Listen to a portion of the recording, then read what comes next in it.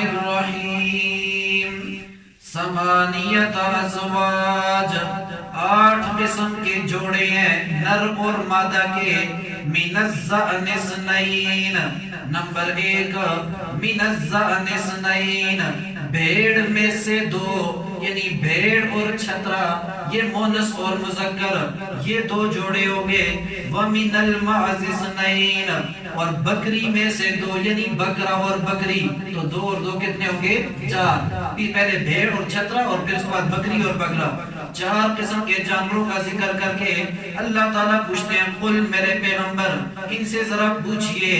آذکرین حرم ام الانثیین کیا ان میں سے مذکر حرام ہے یا مونس حرام ہے یعنی بکرا اور چھترا حرام ہے یا بکری اور بھیڑ حرام ہے کون سے حرام ہے اس کا حکم اللہ تعالیٰ نے دیا ہے ام اشتملت علیہ ارحام الانثیین یا وہ جس پر مشتمل ہو جائے رحم مادہ کا انثیین مادہ کا دونوں مادہوں کا بکری کا اور بھیڑ کا ان کا مادہ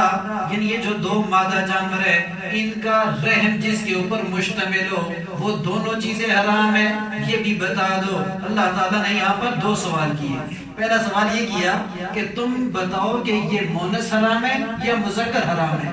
یا مادہ کے پیٹ کے اندر رحم سے جو بھی چیز پیدا ہو وہ حرام ہے تو کون سی چیز حرام ہے ذرا مجھے بتاؤ نبئونی بعلم خبر دو مجھے دلیل کے ساتھ بعلم دلیل کے ساتھ ان کنتم صادقین اگر ہو تم اپنی بات میں سچے کون سی چیز ان میں سے حرام ہے 4 کا ذکر کرنے کے بعد اگلے 4 کا وَمِنَ الْإِبِلِ اثْنَيْنَ اور اسی طرح اونٹ میں سے 2 یعنی اونٹنی اور اونٹ وَمِنَ الْبَقَرِ اثْنَيْنَ اور گائے میں سے 2 یعنی گائے کا مونس اور مذکر قل میرے پیغمبر کہہ دیجئے آذکرین حرم ام الانثیین ان میں سے 2 مذکر حرام ہیں یا 2 مونس حرام ہیں یہ مشرکین سے پوچھو ذرا کہ مذکر حرام ہے یا مونس حرام ہے ام اشتملت علیہ ارحام الانثیین یا مشتمل ہو جائے جس کے اوپر رحم مادہ کا رحم جس کے اوپر مشتمل ہو جائے یعنی جو بھی چیز مادہ کے پیٹ سے پیدا ہوتی ہے تم اس کو ہی حرام سمجھ لیتے ہو تب بھی مجھے بتاؤ کس چیز کی کس دلیل کی بنیاد پر تم ان چیزوں کو اپنے اوپر حرام کر رہے ہو ام کنتم شہداء یہاں پر اللہ تعالیٰ سوال پوچھ رہے ہیں کہ میرے پیغمبر ان سے یہ بھی پوچھئے کیا تم تھے اس وقت حاضر اذ وصاکم اللہ بہذا جب اللہ تعالیٰ ان کے حرمت کا حکم دے رہا تھا وصا کی نسبت جب اللہ کی طرف ہو تو مراد حکم ہوا کرتا ہے وصیت نہیں ہوتی اسی طرح پیچھے بھی فرمایا 4 بارے میں یوصیکم اللہ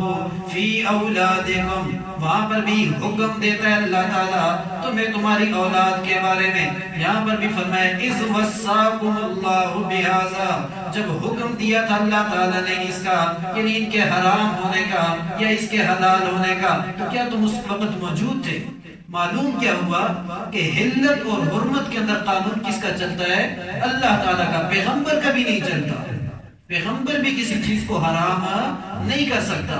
آپ کے سامنے آگے آئے گا 28ویں پارے کے اندر زندگی رہی تو وہاں پر میرے پیغمبر نے حضرت زینب سے فرمایا کہ آئندہ کے بعد میں شہد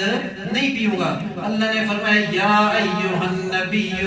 لما تحرم ما احل اللہ لک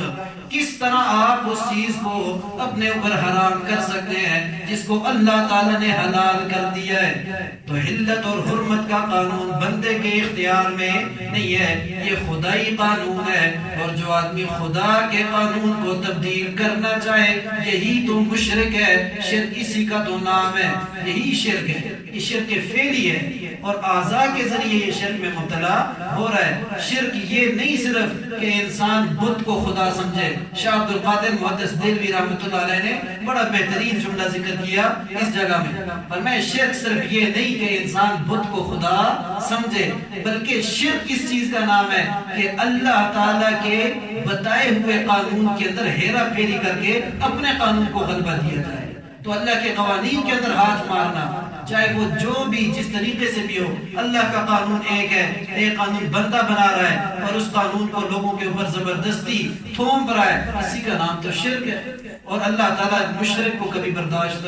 نہیں فرماتے۔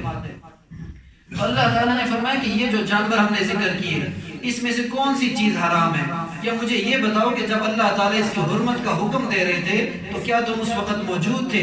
اگر موجود تھے تو پھر تو ٹھیک ہے، اس کی دلیل دو، اگر نہیں تھے تو پھر اگلی بات ذرا سن لو کہ فَمَنْ أَظْلَمُ مِمَّنِ افْتَرَى عَلَى اللَّهِ كَذِبًا، اس سے بڑھ کر ظالم کون ہو سکتا ہے جو اللہ کے اوپر جھوٹ باندھتا ہے؟ یعنی جو تم اللہ کے اوپر جھوٹ باندھ رہے ہو کہ یہ حرام ہے اور یہ حرام ہے، اللہ نے تو اس چیز کو حرام نہیں کیا، تو پھر تم سے بڑا ظالم بھی کائنات کے اندر کوئی